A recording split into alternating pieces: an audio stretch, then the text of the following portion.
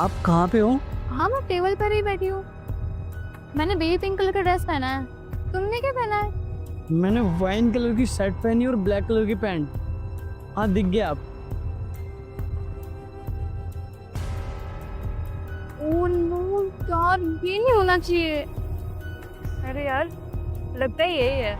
Smart तो लग रहा है। चैनल को सब्सक्राइब करो पहले। हाँ जल्दी करो, मुझे पता है कि आप लोग नहीं करते हो, वीडियो देखते हो लेकिन सब्सक्राइब नहीं करते। ये लाल कलर का बटन नहीं, इसे दबाओ, जल्दी दबाओ, जल्दी दबाओ, फिर मैं शुरू करूँ। दबा दो जल्दी। दबा दिया, घंटी भी दबा देना। Smart? Are you blind? Look at him. लंगड़ा है वो। मुझे तो अभी से गिल्ट हो रहा है कि मैं यहाँ आई ही क्यों।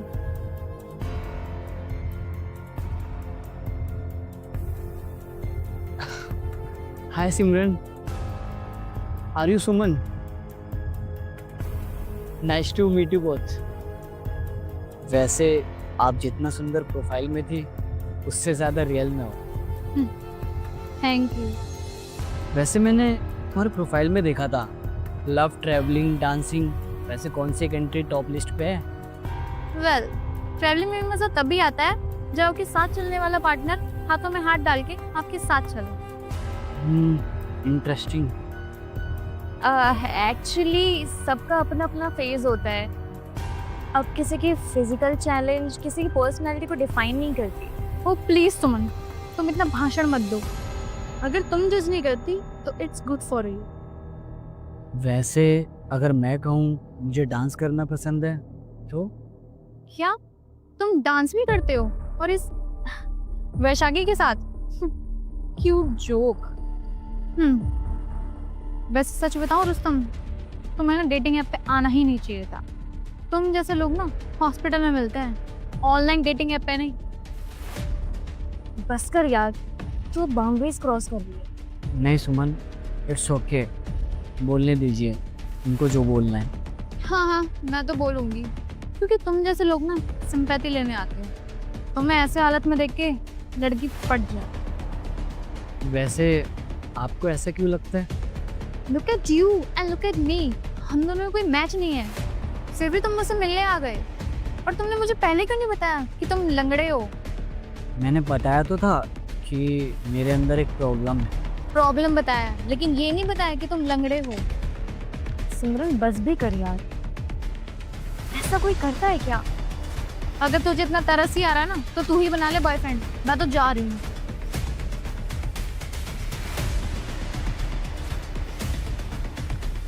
इसकी तरफ से मैं आपसे माफी मांगी। अरे कोई बात नहीं, आप मत माफ़ी मांगिए, it's okay. By the way, आप बुरा ना मानो तो हम दोस्त बन सकते हैं। आप काफी अच्छे लगे मुझे। You are nice person. Seriously? मैं अच्छा लगा आपको? मैं बस इतना जानती हूँ, किसी की फिजिकल कंडीशन को देखकर कभी किसी को जज नहीं करना चाहिए।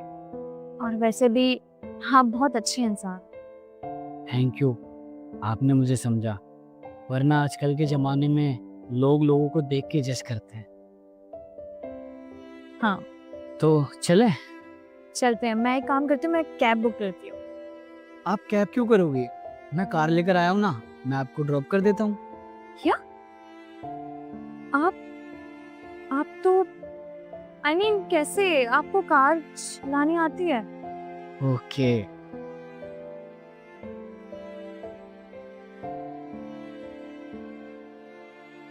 ओह माय गॉड, आप तो बिल्कुल ठीक हो। वो एक्चुअली क्या है ना, मैंने ये सब एक नाटक किया था, सिर्फ ये देखने के लिए कि आपकी फ्रेंड मुझसे प्यार करती है या फिर मेरी पर्सनैलिटी या मेरे पैसों से प्यार करती है। क्योंकि आपको तो पता है आजकल की दुनिया में लोग जज बहुत जल्दी करते हैं, और मैं नहीं चाहता मेरी शादी जिससे हो वो मेरे पैसों से प्यार करे। अच्छा,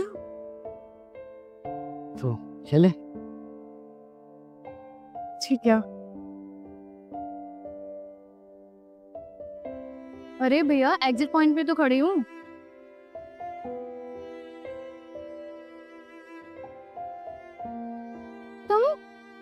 तुम तो लंगड़े थे ना? नहीं, मैं बस तुम्हारा टेस्ट ले रहा था कि तुम मुझे ऐसे देख के कैसा रिएक्ट करोगी। और देखो, जिस बात का डर था वो हकीकत हो गया।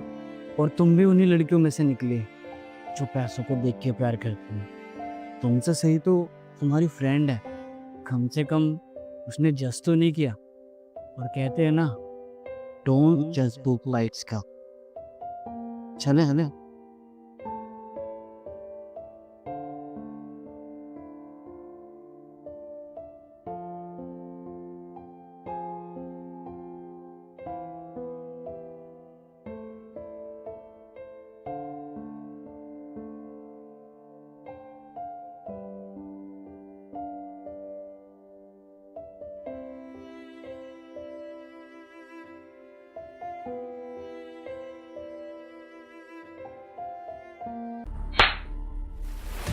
ये जो तुमने अभी मुझसे बोला ना, दोबारा बोलने की ऐसी हिम्मत मत करना।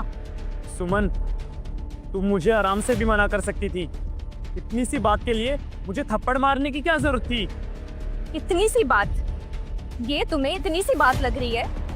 तुम मुझसे एक्स्ट्रा मैरिटल अफेयर के बारे में पूछ रहे हो और तुम कह रहे हो ये इतनी सी बात है?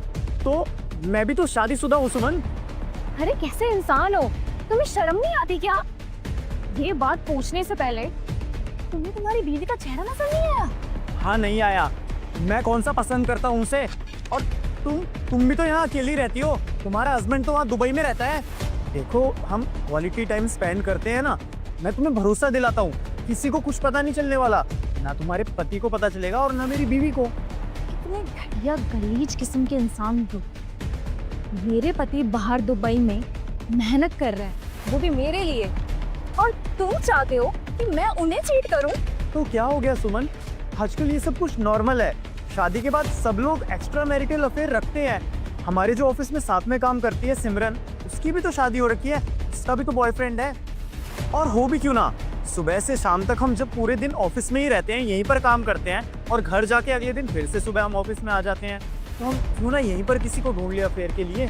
अब तुम ही बताओ मुझे, ये सारी बातें जो मैंने कही हैं, ये तुम्हें प्रैक्टिकल लग रही है ना? हार में गई तुम्हारी प्रैक्टिकल बातें। दुनिया क्या कर रही है और क्या नहीं, इससे मेरा कोई लेना देना नहीं है। रुस्तम इज माई हस्बैंड और मैं उनसे बहुत प्यार करती हूँ। चाहे वो फिजिकली इस वक्त यहाँ नहीं है, लेकिन मेंटली और इमोशनली वो हमेशा मेरे साथ है। मेरे दिल में भी वही है और दिमाग में भी वही। अरे शादी की है मैंने उनसे, 7 फेरे लिए हैं और उन्हें 7 वचन दिए भी हैं। इस ऑफिस की गंदगी में ना मैं अपने 7 वचन और 7 फेरे नहीं तोड़ने वाली। अंदर से तुमने मुझसे ऐसी बातें की ना, तो एचआर को कंप्लेन करूंगी और मी टू का केस लगाऊंगी तुम पर।